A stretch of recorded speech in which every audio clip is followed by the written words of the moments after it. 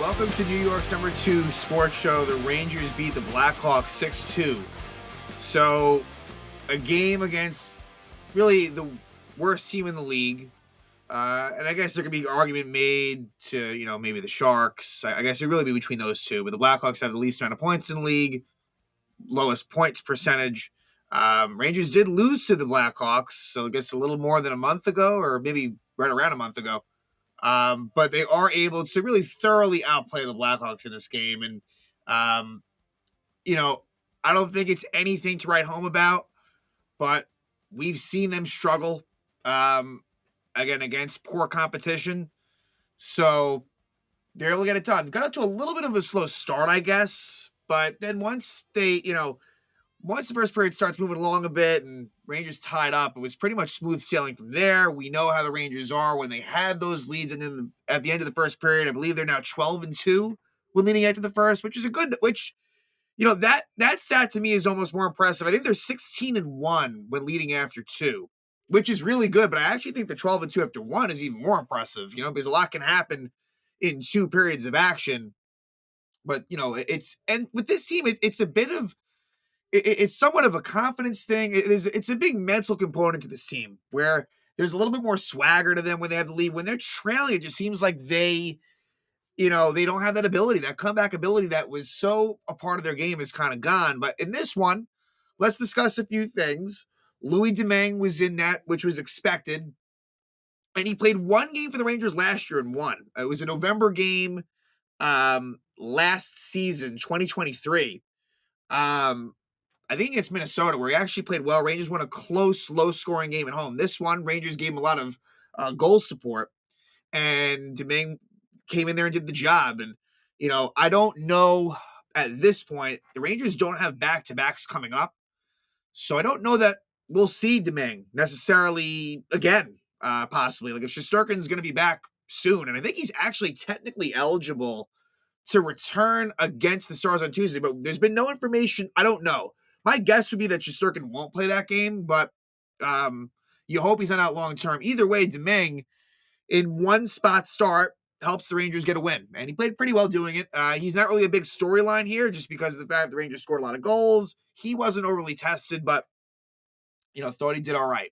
And for a guy who had some pretty poor numbers in the AHL, but he has been in the situation so much in his career as really that third goalie. So he's used to kind of randomly getting these NHL starts and gets the job done. So on defense, this to me solidifies, like Zach Jones is absolutely the number 7 defenseman, and really nothing is going to change that other than injury. And maybe that's obvious, but I thought maybe there was a chance. And maybe Zach Jones, with his comments, kind of knew that the writing was on the wall then. I don't feel great about his prospects of remaining on this team for too much longer. And so the Zach Jones conversation for me probably ends a bit here, where I'm not going to really make a big deal about the fact that he is a healthy scratch. That's just what it is. And that's what they're rolling with. So as much as I think he deserves to play here and there, he is definitely seen as someone that is not worthy of playing. And it says a lot. Because I thought last year even, like you could have in theory in the playoffs, the problem was Jones had not played for so long that it was never going to happen. But like Gustafsson had his struggles at times, I thought that Jones could have been deserving of just being slotted in there every now and then. Didn't happen. And again, it just shows you what they think about him. So that's that. But I actually thought that a lot of the defensemen in this game did all right. So, again, you're playing the Blackhawks, so you got to take a little bit of the grain of salt. For the forwards, Chris Kreider was out with an upper body injury. So, with Kreider, he must be, he played the full game against Washington. To me, and I could be wrong, but I almost wonder, again, with it being a back-to-back, they want to get Brodzinski in there. I wonder if in some ways, like, Kreider is clearly dealing with an actual injury. He's been kind of in and out of the lineup, even forgetting about the healthy scratch. Before that, he was out a little bit. So clearly he's dealing with something. But I don't know, I would suspect he'd be back in there against Dallas, but who the hell knows? And again, when it's upper body, could there have been a concussion that somehow happened somewhere along the line? Again, he finished out the game as I knew it versus Washington. So he was out, and Brodzinski takes his spot on the line with Zibanejad and Riley Smith, and he actually does a pretty good job. That's the thing with Brodzinski, is that he will play sporadically, but be effective when he's in there. He really has become a very quality depth forward. He's not really someone that you necessarily want out there every night. I don't feel great about that, but for someone that really was a very much an AHL guy, like that's what he was. Yes, he had NHL time here and there, whether it be, I guess, he had, I think with the Kings is who I think drafted him, and then I guess he had time with the Sharks. I could be mixing up the order, but I think it was Kings first, then the Sharks, and then the Rangers. Like Johnny Brodzinski was on the Rangers, um, like in the David Quinn era, as was Zach Jones. That's kind of the funny thing. Both of those two guys have actually been like with the Rangers for a while now, even before Gerard Gallant. But but Brodzinski in the beginning of his Ranger tenure was more of a guy that was in Hartford. Now, the last couple of years, he's just basically exclusively been with the Rangers, and deservedly so. Really, I think at this point, he's not a must-have, but he's versatile, and yeah, he had a big goal today. He really did. So there was that, right? Just a straight swap. Brodzinski in for Kreider. Everything else was basically the same. And Filip Chytil with 2 goals. Like he was kind of, and look, the second goal was kind of a fortunate one, kind of, just kind of a ping pong situation in front of the net that goes off of him and in. But still, the fact is that he's been putting up points lately and really showing out. So he is kind of the standout of this game. You could have gone a number of different directions. I thought he played really well. Adam Fox, he was good too. Hit a couple of assists and really was creating and showing what he can do. Because again, I think that there's a lot more for Adam Fox to give. So he was good. Will Borgen scores his first goal as a Ranger in this one. So a rare goal for Borgen. His second goal of the season overall. And is Zibanejad as well. Like he had a nice pass to Riley Smith on a goal. So some good stuff here. I still feel like the Panarin line has a lot more to give. They did have a goal by Vincent Trocheck. But yeah, like again, not a whole lot to make out of this other than I guess it was good to see them really win a game convincingly, which is not something that we've seen, right? They're 6-16 in the last 22 games. And I'm pretty sure most all of them, the Rangers really kind of barely won those games. So it's been a long time, but this was good. Does it make me think that they're going to beat Dallas on Tuesday? No, it doesn't change my opinion on that. But the thing is, they're at a very interesting sort of crossroads of the season. You have, because to me, there's really kind of 2 spots up for grabs, basically. And, and it's the wild card spots. And it's Boston and Ottawa that have them currently. And there's a bunch of other teams below them the Rangers need to leapfrog. But the Rangers right now, I think they're like maybe 4 points or so out of a playoff spot. They're not that far out. They really aren't. On the flip side, though, they really do have one of the worst records in the NHL.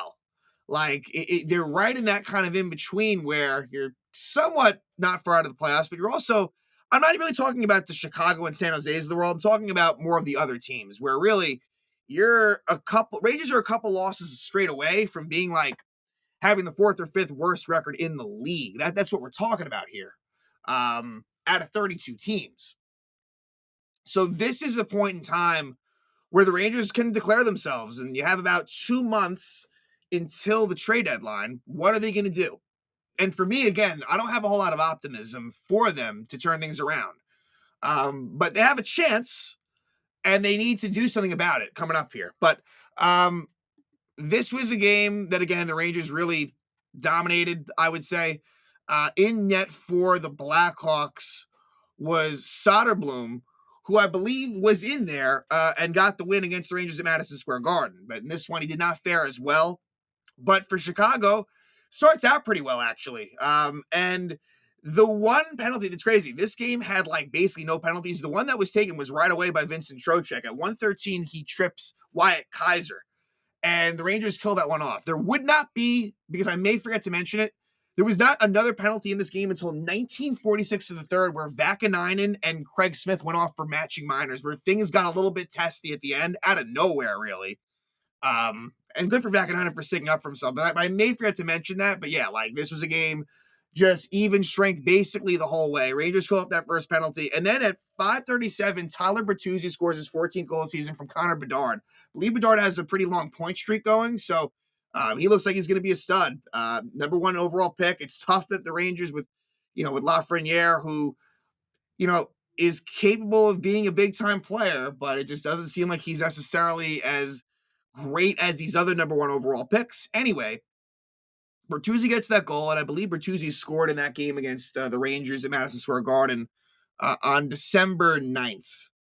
But this was a play where Mika Zibanejad turns the puck over. So Zibanejad early in these games just is not quite dialed in all the way. And so Zibanejad turns the puck over. Brodzinski was kind of in the vicinity, but it's kind of on Mika. And it turns eventually into kind of a 2-on-1 where Fox is the only one back. And Bertuzzi and Bedard makes a really nice pass to Bertuzzi in front for the goal. Just a really skilled goal right there for Chicago. Gives the Blackhawks a 1-0 lead, and really the game could have taken a turn. If some of the Blackhawks make it 2-0, knowing the Rangers, you just never know what could happen. But the Rangers, they stuck with it. They were getting better as the period was progressing. They were out shooting Chicago. They actually outshoot the Blackhawks 14-6 in that first period. And it would be Johnny Brodzinski who scores at 15-12, his third goal of the season from Fox and Lindgren. So Rangers with some good ozone time, and eventually Fox, creates a little bit to give some room for Brodzinski to take a shot. Brodzinski actually has a decent shot. And I believe Riley Smith might have created a little bit of a screen to Soderblom. I don't know if he necessarily saw it, and Brodzinski scores from range, and it ties it up at 1. And then the Rangers score again. And this was one where the Rangers did a really good job of keeping the puck in the zone. And Mika, I think, was the first one to do it. It was in the middle of a line change because I believe Jimmy Vesey was out there. Fox was definitely deep pair and forwards were in the middle of a change. But eventually Will Borgen with, steps in and just fires a wrist shot past Soderblom to make it 2-1. Again, his first goal as a Ranger. Borgen seems to be getting better as the games have went on. I think a little bit of some growing pains to start, but he seems to be kind of settling in there. And you hope that in the post-Trouba Rangers that Borgen and Vakanainen can, be serviceable, dependable defensemen. They need that badly if they're to do anything. So that makes it 2-1. It goes down unassisted on the goal by Borgen, makes it 2-1. And then the Rangers really continue that good play into the second period. And this is kind of where they really do damage. And at 3:28, it's Filip Chytil scoring his 9th goal of the season from Fox and Berard. So Berard, this was a pretty good shift by him. Again, keeping the puck, good puck possession, finding Adam Fox. And again, Fox kind of dancing around, doing what he does. And Filip Chytil with a really nice shot. Good shot by him to score. Makes it 3-1 there. And then at 9:54, Rangers are again at it with a goal. Riley Smith, his 8th goal of the season from Zibanejad and Lindgren, and gives Zibanejad credit for quickly finding Smith with a stretch pass, setting him up for the breakaway. So Zibanejad, not everyone would have done that. That was good heads-up hockey by him, where he's kind of near, I think, the Ranger bench and just kind of finds Smith. They've had some, I'll say, pretty decent chemistry between those two, I've noticed, specifically lately. And that's been lacking for Zibanejad's right wing for some time. And Smith goes in on a backhand and scores. Pretty nice, smooth goal by him to make it 4-1. And then the Rangers score again, and it's the Trocheck line that does it. And they kind of need one. Again, I feel like that line has really not been great. And so Trocheck gets his 11th goal of the season from Panarin and Lafreniere at 15-16. Again, another just good ozone, moving it around shift for the Rangers. And eventually it's a Panarin shot that's deflected in, tipped in front by Vincent Trocheck. Nothing the goalie can do on that one, makes it 5-1. Then with 2 minutes left in the second period, Chicago does score. It's Wyatt Kaiser's first goal of the season from Nazar and Brody. And I'm going to guess that this is Kaiser's maybe first goal of his NHL career. That looks like it is the case. Yes. So this was a play where I think that Domingue was a little bit late to react. I think Vakanainen might have been screening him on this one slightly. The fourth line had been on, as well as Vakanainen and Schneider. And, maybe one that Domingue would want to have back.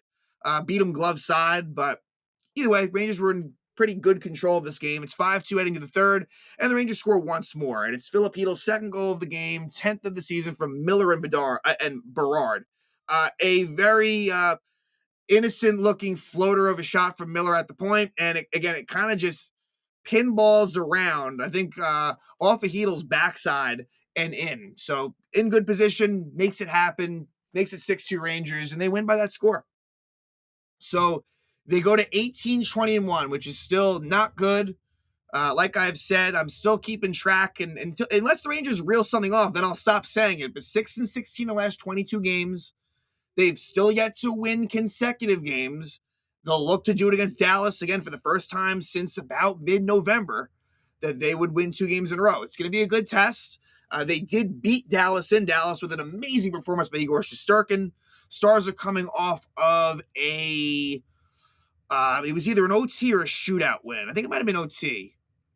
Might have been overtime. An overtime win versus Utah. So we'll see what happens. But it's a tough schedule coming up. You have the Stars. And the interesting thing with that is I think Matt Rempe, I think his suspension ends with the Dallas game, possibly. So we'll see if he is inserted back into the lineup or if he's sent down to Hartford. And it's, again, with Igor as well. Like, when will he be back off of the IR? But, you have Dallas at home, Devils at home. And then they go on the road, and it starts out with Vegas, who has been, like, the best team in the league. And then Colorado. Colorado, like, they're good. Obviously, that's going to be a tough test. They're not quite looking like they have maybe in years past. But the point is, that's a very, very tough 4-game stretch. I'm not even sure beyond that what it is. I think after Colorado, it's probably, Utah, who's been actually pretty good. So for them. But yeah, so this is where, like, I really feel like I want this team to prove me wrong, because I don't really think much of them, while also acknowledging that everything that you need to do, which is really making the playoffs, that's the biggest thing. Like, that's there for you to take. I mean, think about it. They've played 39 games. You're not even at the halfway point of the season.